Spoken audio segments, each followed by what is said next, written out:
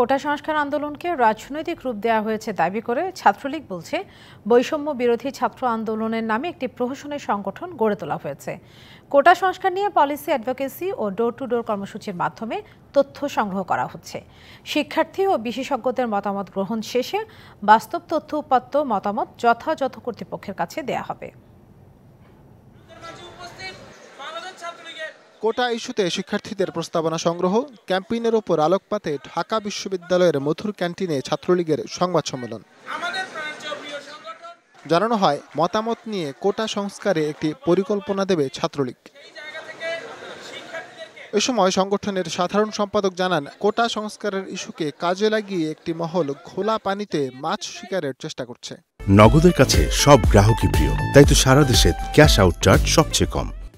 কোটা আন্দোলনের নাম করে শিক্ষার্থীদের এই আন্দোলনে যদি কেউ কোনোভাবে বাহাত ঝুঁকিয়ে দেশের শান্ত পরিবেশকে অশান্ত করার চেষ্টা করে, সেটির ফলাফল কিন্তু ভালো নয়।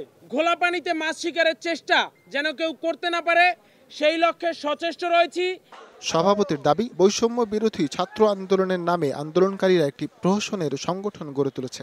আজকে তারা নৈরাজ্য তৈরি করেছে, ব্লকেট খেলা খেলছে, যেখানে সাধারণ মানুষ দুর্বিষহ যন্ত্রণার মুখে পড়ছে। বৈষম্য বিরোধী ছাত্র আন্দোলন নামের তথাকথিত একটি প্ল্যাটফর্ম গড়ে তুলেছে। আমরা একটি যৌক্তিক সুরাহা চাই, অন্তর্ভুক্তিমূলক সুরাহা চাই, সাংবিধানিক সুরাহা চাই, যুগোপযোগী সুরাহা চাই। আদালতের সিদ্ধান্তের পর অনেক শিক্ষার্থী আর আন্দোলনের সঙ্গে নেই। দুর্ভোগ না করে অন্যরাও ফিরে যাবেন বলে প্রত্যাশা তাদের। বিভাগীয় পর্যবেক্ষণের আলোকে ফরহাদ ইবনে মালেক, ডিবিসি নিউজ, ঢাকা।